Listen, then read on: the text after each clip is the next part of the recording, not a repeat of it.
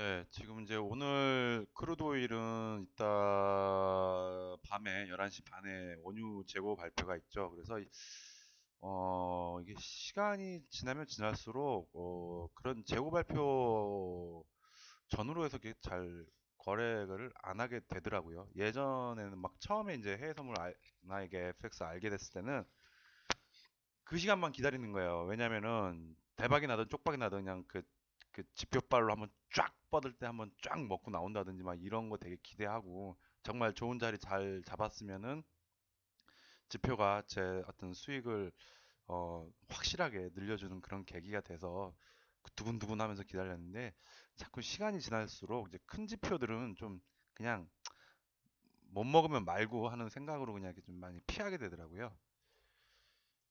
그래서 뭐, 예, 뭐 개인적으로 뭐 그렇단 말씀이고 일단은 그래서 이 큰 지표를 앞두고는 보면 좀 시장이 좀 죽어 있어요. 뭐 원유도 그렇고 이제 뭐 미국의 비농업 고용 지표 발표할 때도 그렇고 미국 금리 발표도 할 때도 그러면 이제 관련된 종목들은 보면 굉장히 좀 숨을 죽여놓고 움직이기 때문에 장 전에 어떻게 딱 이럴 거다라고 해서 대응하기도 굉장히 좀 어렵습니다. 그래서 일단은 오늘은 월요일 날 말씀드렸던 것들을 다시 한번 되짚어 보는 시간을 가지려고 하는데 월요일 날 말씀드렸던 내용을 간단히 요약을 하자면 현재 큰 추세상으로 봤을 때 어떤 채널권 형성을 만들려고 하고 있다. 그래서 그 채널권 확인은 이런 고점까지 올라와 주고 다시 이 저점에서 튕겨 올라와 주면은 이제 채널권을 좀 확인이 되는 구간에 들어설 것이다. 이렇게 말씀을 드렸는데 이제 그러면서 이제 말씀을 이제 드린 게 뭐였냐면은 1시간 지금 열어놓고 있는 게 1시간 차트거든요. 1시간 차트상에서 62평 지지받고 올라와서 여기를 찍던지 아니면 122평까지 내려와 와서 이렇게 눌림을 주고 와서 찍던지 이런 말씀을 드렸었죠. 만약에 그런데 그런 고점들을 못 만들어주고 나서 밀리면 고점 없이 밀리면 하락에 큰 진행이 되겠다 이런 말씀을 드렸습니다. 그래서 지금 보면은 월요일부터 시작해서 지금 수요일 저녁 8시인데 지금까지 상황 보면 1시간 차트에서 62평 지지받고 지금 고점을 오늘 51.88 정도까지 찍어줬어요. 그래서 채널 라인으로 추정되는 상단 라인이 대략 이따 시간이 이렇게 지나가서 이렇게 보면 좀 내려왔겠죠. 52.56 정도 지금 가격에서 보면은 한 100틱, 110틱 정도 상승을 쳐주면은 이 정도에서 뭐 상승 이거 1시간 차트니까 한 이 정도 되겠네요. 이 정도 찍어주면서 찍어주고 나서 흐름들이 이렇게 가버리면은 향후 이제 뭐 다음 주나 되겠죠. 이렇게 가버리면 원유가 전반적으로 상승 추세로 좀 전환하는 시도가 계속 나올 것이다라고 보여지는 거고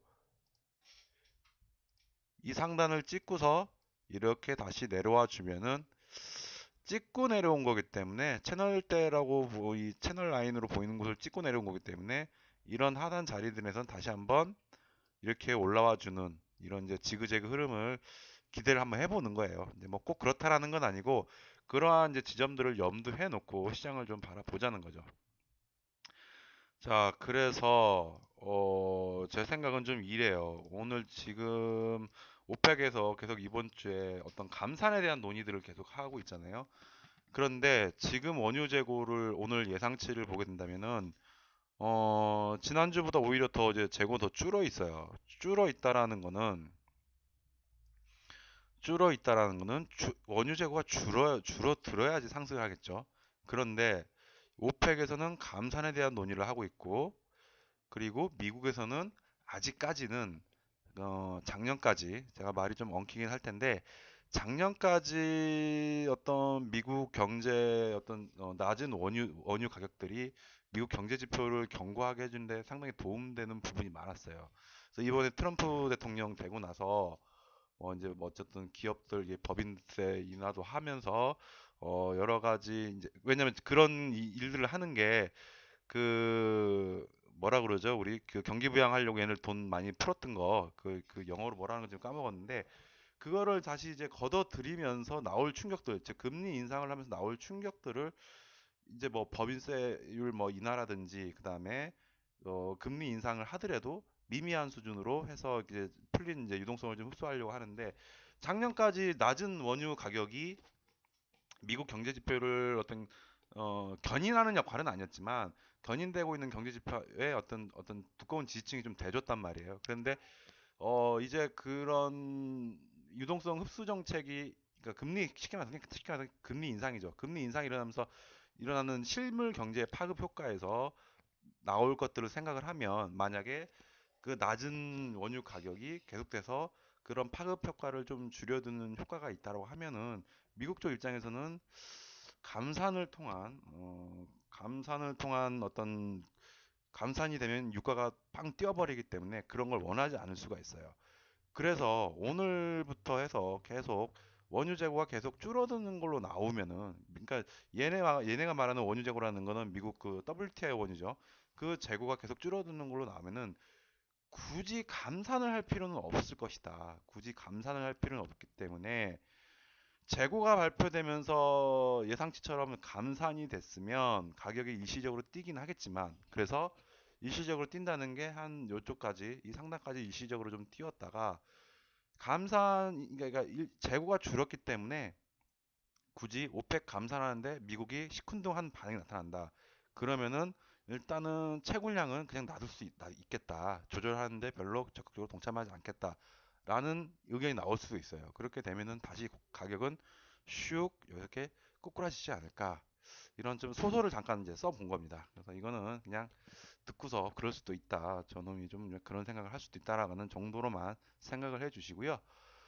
일단 가격 흐름적인 측면에서 봤을 때는 오늘 제가 특별히 어떤 뭐 자리를 좀 짚어보고 그기는 참 애매해요.